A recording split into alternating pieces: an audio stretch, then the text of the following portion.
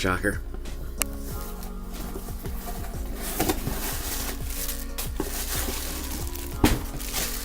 You see, now that's some quality packaging there. Oh, I love it. Oh, what do we got here?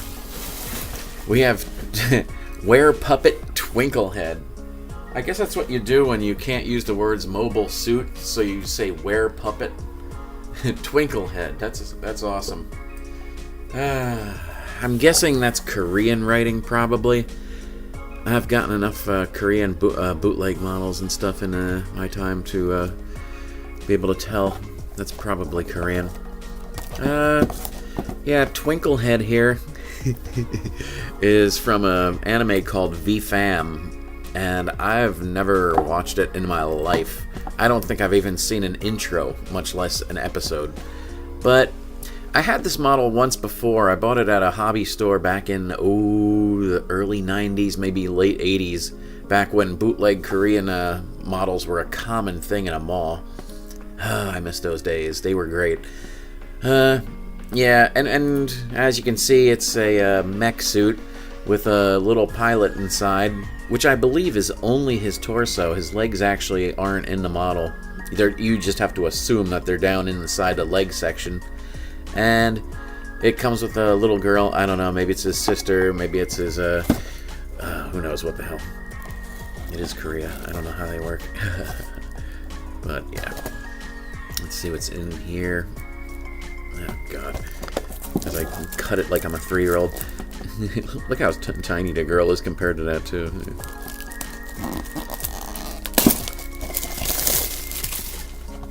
Okay. And if you think Twinklehead is a weird name, man, you haven't seen, like, enough anime, I guess. Or even from Vifam itself. One of the suits that are like this in Vifam are called All Over. Yeah, that's the name of the suit. All Over.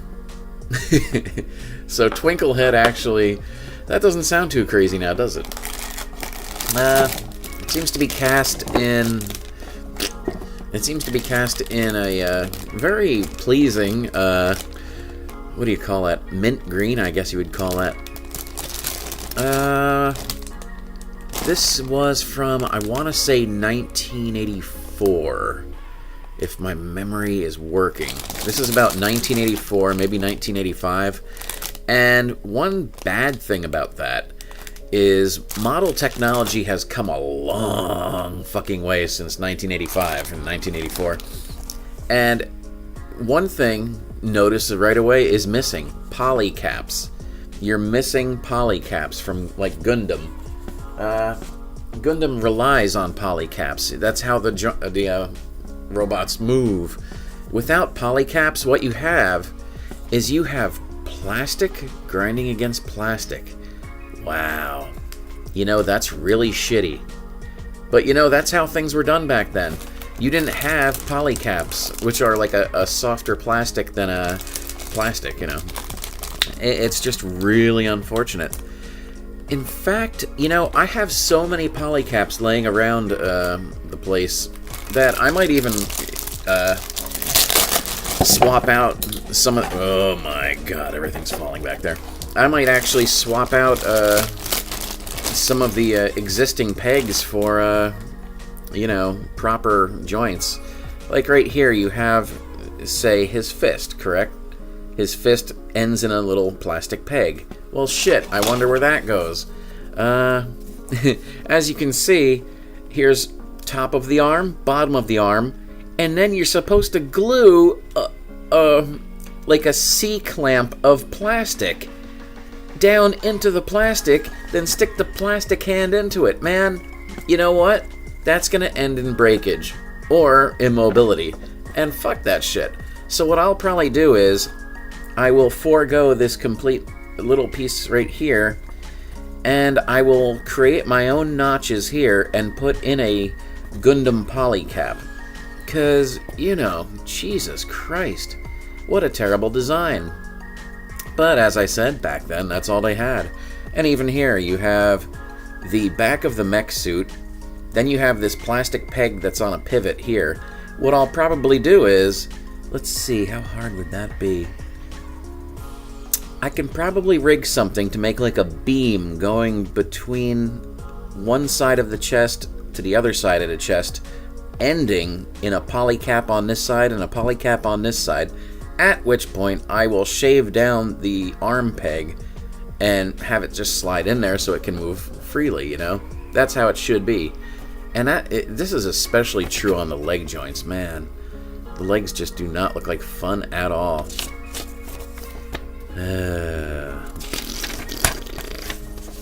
Yeah. That's kind of curious. I noticed the instructions aren't quite complete here, are they? No. That's really weird. They don't show how to build the legs, do they? Am I missing it? No. It doesn't show how to build the legs. I mean, not like the legs are anything complex. I mean, you know, side 1, side 2, side 3. It's very simple and basic and, you know, easy to figure out. I just find it odd that the instructions don't include it. Let's see. Do these instructions include it? God, how many sets of instructions are in this thing? Oh, there it is. Why, they've broken down the instructions into 2 different sheets. That's really weird. Huh. That's really weird. And now here's the same instructions. Oh, that's freaky. I never saw that before. You have the instructions in English and... that is funny. Okay, so originally, they probably made too many of these or something. I'm guessing that's probably what the deal is. So you have the instructions in Korean on double-sided. And then you have the instructions in English on 2 separate pieces of paper, because they probably printed them up like this or something. That's cute. But yeah, that's the Werepuppet Twinklehead. Man, what a name. Yeah, the Japanese are no stranger to weird names by using Western words and such. I mean, in Japan, even with Transformers, something as popular as that, they had a... what was it? Breastmasters, I think it was. And then in the Headmasters series, which is also kind of funny, but we even had Headmasters over in the USA. But in the Japanese Headmasters, their quote was "head on." I don't know. It's just funny to me. And, you know, there's numerous bootlegs out there with hilarious names and such, and stuff like that. I think Supercock is probably the most popular one these days. Such a classic name. Yeah, there's another one I want to get, and like I said, its name is All Over. I guess it's because it's all over the body inside. I'm just curious. I just want to see if I'm right about the body of the pilot. Let's see. Yeah, definitely. See, there's the little girl with her arms, and then here's this poor pilot. He's just a torso. I think he has, I think that's probably his arms right there. They're in like a spacesuit. Your typical really 70s looking head there. God. And I'm kind of liking this. The only thing bad about this, perhaps, is that it's too dark. I mean, you know, you can barely see anything behind there. Well, I mean, once you paint Mr. 70s hair here, you're not going to see him very well inside that. And I think that all-over kit that I was talking about actually has a darker canopy, if I'm not mistaken. I could be wrong on that, though. But yeah, that's the Vifam Werepuppet Twinklehead. God, I really like these kind of design of suits.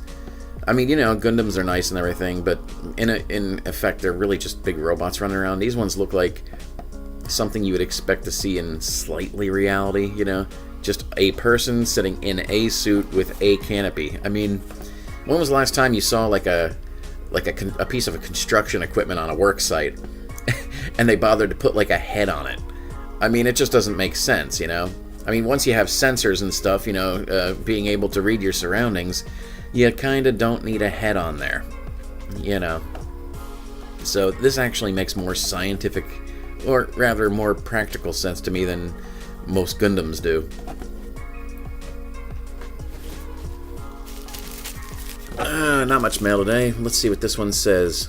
Description of contents. plaything. Okay. It's a plaything.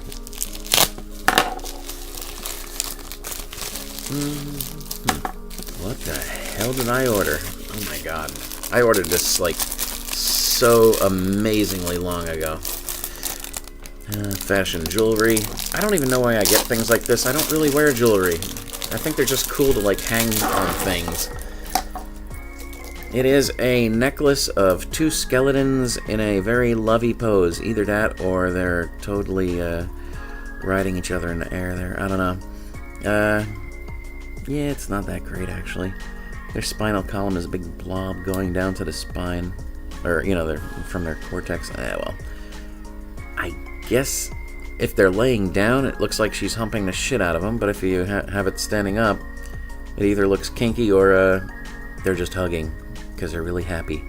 They got kind of deformed-looking skulls, too. You know, I'm just gonna, just for the fuck of it, stop talking about this. I mean, I noticed the elongated skulls on this, and if people don't know, in Peru recently, well, not too recently, but they've found elongated skulls among you know, ancient sites, and that's nothing new. They always have, you know, and the common idea was that these skulls were just, what they would do is they would take a baby, and much like foot binding in China, they would actually wrap cords around the skull of a newborn, and slowly but surely, you know, nature would take its course and the skull would elongate. And that was the general understood, you know, concept. But it seems that that was just an homage to people who really did have elongated skulls. And it's not normal. I mean, oh my god, there's things going on in the archaeological world that modern, or that official archaeologists don't want to acknowledge. I mean, the whole migratory pattern that we learned in school of humanity is garbage dog shit. With these elongated skulls, I mean, they tested 20 of them. They have 20 of them that are not human skulls, okay? Not humans as we know it. And what they found recently when they were doing DNA testing is these motherfuckers did not come out of Africa. They had green eyes, red hair, and pale European-like skin. And better than that, they were not deformed. They were not deformed babies, not a whole freaking pile of them. And what they found was, I mean, the skulls are not like our skulls. They're not. The skulls on us are in the center of gravity. We have our spinal column come up, and it goes into the back of our head, you know? You know what? Let me get some props.